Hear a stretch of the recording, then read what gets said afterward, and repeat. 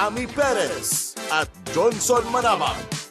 Ang inyong mga kasalo. Kumusta na si Idol? Anong latest? Ayos yan ah.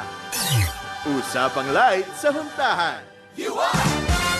At para po sa ating huntahan ngayong gabi, nako nitong nakaraang linggo po ay naging usap-usapan sa social media ang patungkol sa sinasabing toxic trait ng mga Pilipino. Meron kasing nagtanong sa X o yung dati pong Twitter kung ano ang toxic trait ng mga Pinoy at madami rito ang sumagot na Filipino time. Para sa kanila, ang pinaka-toxic daw. At sabi nga ng netizens ay dapat na itong baguhin at may nagsabi namang parte na siya ng ating kultura, kaya mahirap na yon.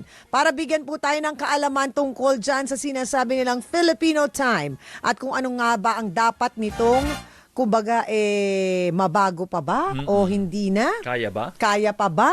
Mga kasalo po natin via Zoom, ang atin din pong suking kasalo. Isa po siyang sociologist. Wala pong iba kundi si Dr. Gerald Abergus. Doc Ge, magandang gabi. Welcome back sa kasalo. Magandang gabi, magandang good evening. Tinitignan ko ang oras natin. Spot on. Sabi 9:25. Sakto 9:25 right now. Good job. On time. Good job kami. On time kami. Magandang gabi po. Oo. Naku, paano ba nagsimula itong tinatawag na Filipino time? Sa history natin, meron bang nabanggit kung kailan to nasimulan at kung saan natin to nakuha? Yan, yung Filipino time na yan. Wala tayong masasabi talaga na definite answer kung kailan nabanggit o kailan sinabi ang Filipino time. Pero kung titignan natin, in recent history natin, in recent pop history natin, yung Filipino time is ginagamit natin para ipakita yung isang pagkakataon, isang sitwasyon na kung saan mukha yatang hindi tayo nagiging responsable sa isang bagay na dapat na napaka-importante sa ating buhay, and that is time. Sinasabi nga, time is the most expensive free resource na pag ito'y lumipas na, hindi natin mababalikan.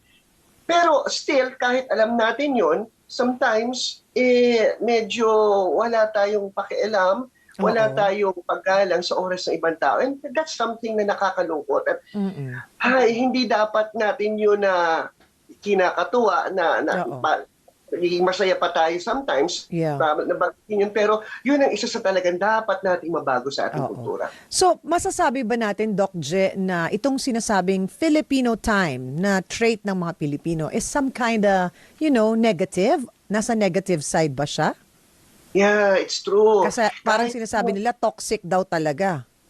Totoo yun, totoo. Kahit sinong tanungin natin sa ating sa Pilipinas, even nakakalungkot, di ba? Even mga foreigners, pag sinabing Filipino time, it seems that we don't mind other people's time. Hindi natin binibigyan paggalang yung oras na ibinibigay nila sa atin. So, yung Filipino time, saan ba galing kasi Saan Filipino natin time? nga nakuha yan? Sa mga Espanyol ba? Bakit nga ba tayo may Filipino time, Unang-una, proud tayo Filipino. Nilagyan natin, Filipino. Bakit tayo proud on that? Kasi ang mga Filipinos, when we have something that is good, when we have something that is to be proud of, ginagawa natin yun, nilalagay kagad natin. Kaya kahit anybody, basta may dugong Pinoy, talagang proud tayo. Even sa pagsasama-sama natin sa events, pag may something tayong susuportahan as a Filipino nation, we do that. Now, pagdating sa Filipino time, it seems that both nagiging proud and not proud. Kasi alam natin na ang Filipino time ay something na kinahihiya natin. Pero kasi parang tinatanggap na lang natin, tinatanggap ng kultura natin kasi mahirap siyang baguhin. Pero actually, Ami, hindi naman gaano kahirap baguhin ang Filipino time. Hindi naman natin sasabihin, parte na to ng kultura natin, hindi na ito mawawala. Na parang toxic na ugali na ito talaga. Yes, nakakalungkot pero mababago pa natin ito. Bakit? Tingnan natin, Ang mga Pilipino, marami tayong mga OFWs. Lahat tayo, may kakilala tayong OFWs. Kahit sinong tanungin natin ng OFW, ang sasabihin, pag nasa ibang bansa, sa kabilang ibayo ng daigdig, ang oras ay napaka-importante. Totoo. Tinatry nilang hindi maging late, tinatry nilang maging on time, even earlier than the time expected. So ibig sabihin, alam po natin na hindi ito yung, hindi lang tayo na-educate on that, kaya hindi natin alam. Yung pagkakaroon ng hindi kagustuhang malate ay po pwedeng mapunta rin sa ating kultura eh. Na yung pagkakataon na, ayokong malate, ayokong mahuli, kawawa naman yung naghihintay sa akin, na kung may schedule akong dapat i-keep.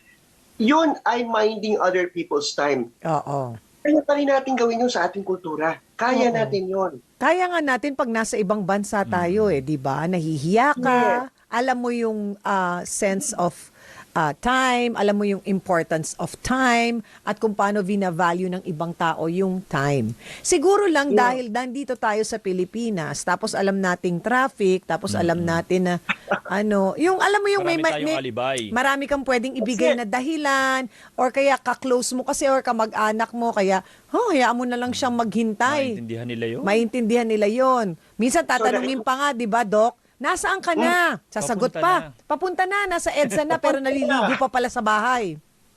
So, Ami, nakikita natin ngayon, yung Filipino time, hindi lang siya isang kultura na ito lang yung kultura na dapat baguhin natin. Titignan din natin yung mas malaking mas malaking kabuuan nun eh. Na kaya tayo nagkakaroon ng Filipino time dahil tinotolerate natin. Bakit natin tinotolerate? Dahil okay lang, naiintindihan natin yung mga sitwasyon. Tinotolerate natin kasi okay lang, kaibigan naman natin. Natotolerate natin kaya kasi kapamilya naman natin. Kapamilya natin. Okay, ako din naman nalilate eh. Di bali nang malate sila.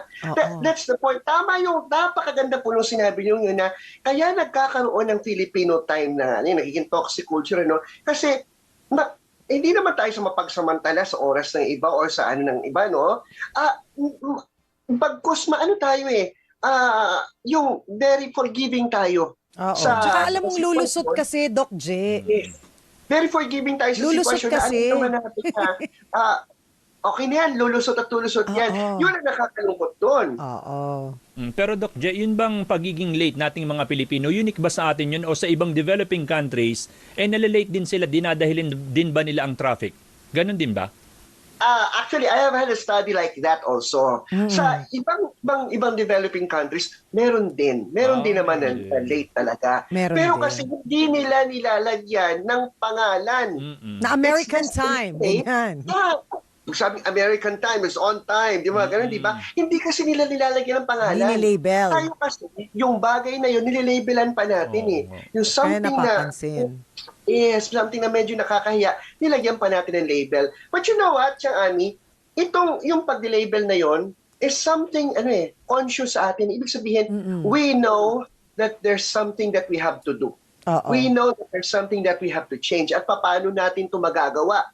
Magagawa natin ito kapag hindi naman natin ma-promise talaga na I will never be late at talagang gustuhin man natin na hindi maging late. Sometimes there are situations na malate at malilate tayo. But the point there is we should want na hindi tayo maging late. We should aspire na hindi tayo maging late kasi hindi lang po ito para sa atin as a person, paggalang po natin to sa other people's time. Yun ang pinakamahalaga. And ako naman, naniniwala ako, Doc J, na marami pa rin namang mga Pilipino ang may paggalang sa oras ng kapwa nila.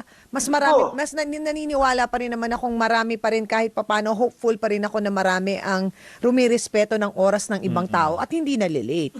That is true, Ami. Sana natin paano moving forward, paano natin ito maiaayos? Kasi right now, habang pinag-uusapan natin to, ako, sa totoo lang, medyo nalulungkot ako dahil I aspire not to be late every time. Ako din. Ayoko nalilate. Pero ako din, hindi ko ma-promise, pero I aspire for that. However, paano natin ito, paano tayo makakatulong? Matutulong natin sa saling lahi natin. I think talaga very important una sa lahat yung time management. Dapat maayos mo talaga. Ako kasi, ewan ko lang for me, ito yung naging ko na para alam ko na ganitong oras darating ako sa ganitong lugar. Like kunyari, kung papasok ako dito sa trabaho, alam ko na dapat between 7:30 to 7:45 p.m., nandito na ako. So, kakalkulahin ko yung traffic. Oh, di Yes. dapat aalis ako sa bahay ng 7 eksakto. Ay, may transport 7 strike. p.m. Pero pag hindi ako umalis ng 7 p.m., let's say, na-late ako ng 7:05, alam kong magbabago na yon, Doc J. So, dapat yung management mo pa lang nung oras mo na yon, makalkula mo na at alam mo na sa araw-araw, yun dapat yung magiging routine mo. Para hindi Tama. ka malate. Nandun yung word, siyang Ami, routine. Routine, So nakikita yeah. natin na if we keep dun sa routine, keep natin yung routine na yon, every time, every day, magiging ugali na natin and magiging parte na yan ng ating kultura. So, Oo. tama yun. 7 o'clock, kailangan umalis na ako, 7:05, 7:10 na. Oo. Medyo, hindi na yun para sa routine natin, bibilisan na natin ang kilos natin. Yes. Hindi Kasi yung- pwede ganun mong pa rin. kalkulahin yung from bahay to office. Kung ang sa talagang regular na walang traffic, 30 minutes, dapat may extra ka. Dapat sa katotohanan, 45 minutes yun. Or like an Yes. hour. Liban kung Ganon. may aksidente. Yes, kasi hindi mo pa malalaman eh. So siguro dun pwede magsimula, Doc J. Yung talagang harapin mo yung katotohanan na kailangan mo i-manage yung time mo talaga. Yeah, yung pag-forecast. Pag-forecast. Hindi lahat ng bagay ayon din sa plano natin. Oo. Ang oras dapat kasama rin yun sa pinaplano natin. Na maaring may changes na mangyayari. Ang ganda-ganda ng traffic flow, pero biglang magbabago yung traffic flow. O kunyari may na-aksidente bigla. O, yan. May aksidente. O kaya, even yung damit mo lang na natapunan ng kape or whatever. So, yun Pwede na mag-iba. matatalanta ka na. So, talagang bibigyan natin ng palugit ang lahat ng kilos na ginagawa natin. You know, yung paghahanda, sanay tayo dyan eh. Sanay tayo yung naghahanda tayo. Sanay tayong we're getting ready for something. Kaya pag may mga problema, sometimes pinaghahandaan natin, sanay ang Pilipino dyan eh. Siguro, pag dinagdag natin yung forecasting, yung paghahanda sa ating oras, sa ating mga ginagawa, mababago natin, may ayos natin yung Filipino time na yan. Yes, nako, hopeful pa rin naman tayong lahat para dyan. Kaya maraming salamat, Doc J, sa pagsama mo sa amin ngayong gabi.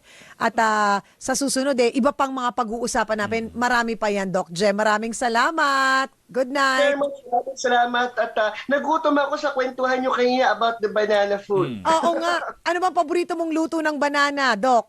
Banana Q. Ang Ay, favorite. pareho tayo, banana Q. Nako, i-enjoy mo yan bukas para ano yun sabi nila, #craving satisfied ni Doc J. Yan, thank Salamat, you. Doc. Yan po si Magandang Dr. gabi po. Gerald Abergus, ang ating sociologist. Pwede pang mabago ang Filipino time. It will take time.